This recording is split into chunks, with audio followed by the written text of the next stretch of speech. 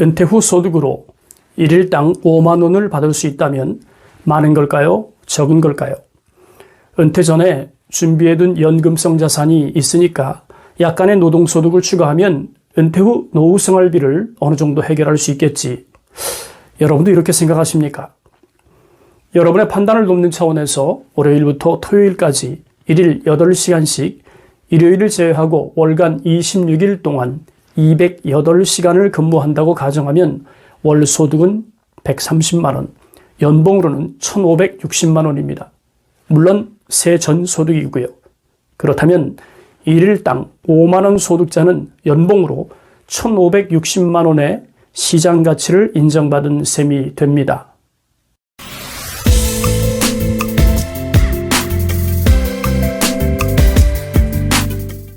안녕하세요. 고갈TV 이종범입니다.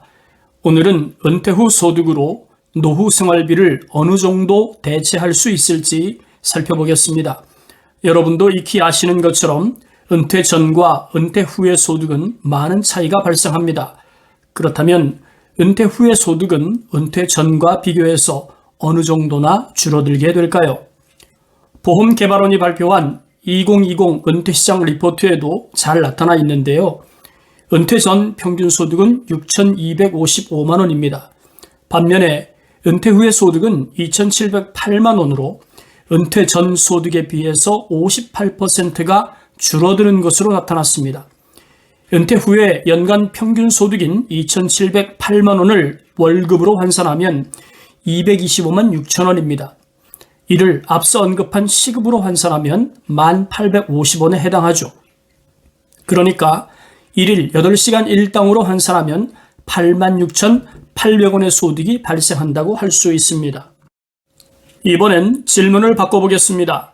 국민연금 소득으로 매월 130만 원을 받는다면 많은 걸까요? 적은 걸까요? 역시 이해를 돕는 차원에서 2021년 기준 노령연금을 살펴보겠습니다. 2021년 6월 기준으로 국민연금을 산출하는 평균 소득 월액 A값은 253만 9,734원입니다. 그리고 가입 기간 중 소득 월액 평균값인 B값의 경우 상한액은 503만 원입니다. 26단계 상한액에 해당하는 가입자가 35년 동안 연금에 가입했을 때 받을 수 있는 연금이 133만 7천 원이죠. 연봉으로 환산하면 1,680만 원, 일당으로는 약 5만 1천 원 정도의 금액입니다. 어떻습니까? 이 정도면 많은 건가요? 적은 건가요? 국민연금은 1988년 1월부터 시행해서 어느덧 30년이 넘도록 국민과 함께 했습니다. 물론 처음에는 10인 이상 사업장부터 시작했지만 점차 단계적으로 확대해서 1999년 4월 1일부터는 전 국민이 국민연금에 가입할 수 있게 되면서 오늘에 이르고 있죠. 1988년 국민연금 시행연도에 가입한 사람은 443만 명이었어요. 그리고 2020년 5월 기준으로 2,214만 명으로 약 5배가 늘어났습니다. 국민연금 수급자도 518만 명에 달하고 있는 상황인데요. 매월 100만 원 이상의 국민연금을 수급하는 사람은 30만 명 정도 됩니다. 국민연금 수급자를 기준하면 대략 5.8% 수준에 해당하는 상위 소득이죠. 그렇다면 국민연금 수급자 518만 명 중에서 94%에 달하는 488만 명은 100만 원이 안 되는 연금을 받는 셈이 됩니다. 어떻습니까? 연금으로 130만 원은 많은 건가요? 아니면 그 반대일까요? 이번에는 우리들이 보유하고 있는 인적 자산을 활용한 은퇴 후의 소득에 대해서 살펴보겠습니다. 현재 준비 중인 여러분의 인적 자산을 바탕으로 은퇴 후에 매월 어느 정도의 소득이 가능할 것이라고 생각하십니까? 아직 경험하지 못한 것을 질문하는 것이 앞뒤가 맞지 않는 일이지만 그래도 한 번쯤은 냉정하게 자신을 평가할 필요가 있지 않을까요? 물론 개인마다 기대하는 수준이 다르기 때문에 많고 적음을 논할 수는 없습니다. 또 하는 일에 따라서 소득 수준도 다르고요. 도표에 나타난 조건으로 보면 매월 100만 원의 소득을 받는다고 가정할 경우 세전 연봉은 1,200만 원, 시급으로는 4,800원을 버는 셈입니다. 최저시급에 한참 못 미치는 소득이죠. 적어도 매월 200만 원 소득은 되어야 최저시급을 약간 웃도는 수준의 연봉을 받을 수 있습니다. 참고로 2021년 최저시급은 8,720원입니다. 2021년 최저시급 8,720원을 기준하면 월 소득은 180만원 수준입니다. 그렇다면 이런 질문이 가능할 것 같습니다. 은퇴 후에 매월 180만원의 소득은 많은 걸까요? 적은 걸까요? 보험개발원 2020 은퇴시장 리포트에서 발표한 은퇴 후에 월 평균 소득은 225만 6천원, 시급으로 환산하면 1만원이 겨우 넘는 수준입니다. 반면에 국민연금 소득월액 최고자를 기준으로 35년간 연금을 가입하고 받는 시급은 6,400원, 은퇴 후 노동소득 180만원 소득자의 시급은 8,600원입니다. 물론 노동시간에 따라서 소득은 달라집니다. 도편에 나타난 것처럼 세 가지 사례에 부응하는 소득이 발생한다고 가정하면 일당은 5만 1,000원에서 8만 6천원 수준이죠. 보험개발원 은퇴소득을 100%로 가정하면 예시한 국민연금 소득자의 소득 비율은 59% 수준입니다. 반면에 최저시급 기준 노동자 소득은 소득 비율은 80% 수준에 해당하는 걸 알 수 있습니다. 이번엔 월 소득 대비 노후 생활비 세부 지출 항목과 소득 대비 생활비 대체율을 살펴보겠습니다. 편의상 국민연금연구원에서 발표한 노인 가구의 소비 수준을 고려한 필요 노후소득 연구 자료를 인용하겠습니다. 본 레포트에서 제시한 부부 노후 생활비는 210만 원입니다. 그리고 세부 항목별 지출액은 도표와 같습니다. 노후 생활비 중에서 가장 많이 지출하는 비용은 식비로 매월 60만 원입니다. 전체 생활비의 30%에 육박하죠.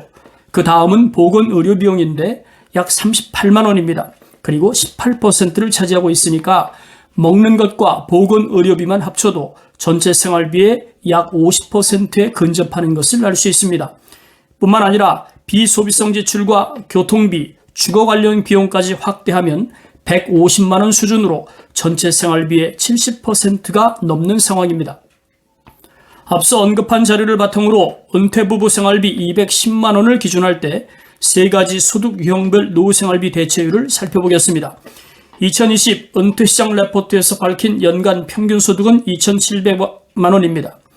이를 월급으로 환산하면 금액이 225만 6천 원이니까 국민연금연구원에서 발표한 은퇴부부 노후생활비 210만 원을 충족할 수 있습니다.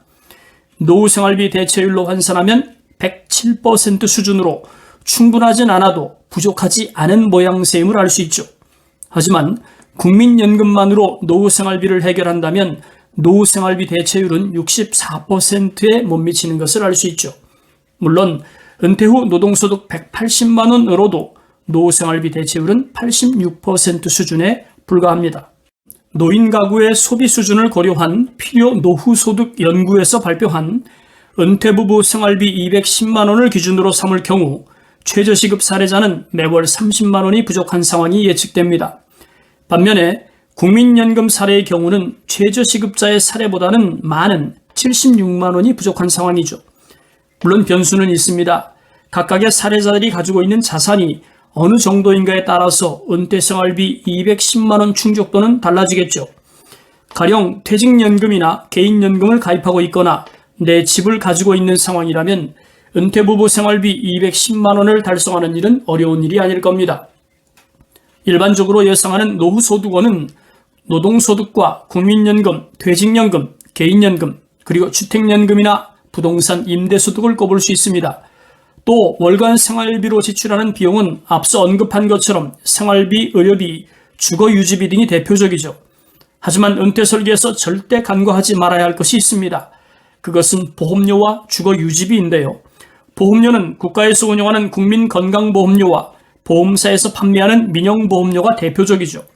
또 주거유지비로는 가스, 전기, 상하수도는 기본이고 자가주택일 경우는 재산세, 월세자는 월세가 더해집니다.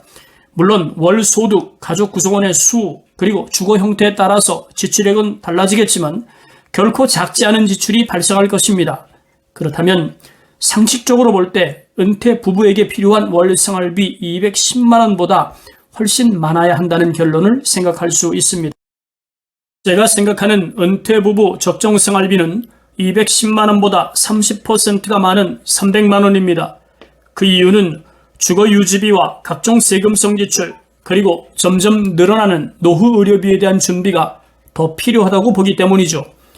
은퇴 후의 노동소득과 각종 연금성 자산으로 매월 300만 원을 달성할 수 없다면 차선은 지출을 줄이는 것입니다. 그 중에서도 금융 전문가들은 주택 축소 방법을 제시하더군요. 물론 제 생각도 같습니다. 주택 가격은 재산세는 물론이고 건강보험료까지 영향을 미치니까요. 소득이 줄어든 노년기에는 가계 생활에 작지 않은 압박감이 가해질 것이 뻔합니다. 주택만 축소해도 재산세는 물론이고 주거유지비, 건강보험료를 낮출 수 있을 뿐만 아니라 주택을 축소하면서 발생한 차익으로 보다 여유 있는 노후 생활비를 확보할 수 있습니다. 은퇴 후에 소득도 줄어든 마당에 도심의 비싼 집을 고집하는 것이 현실적인 것인지 생각할 필요가 있습니다.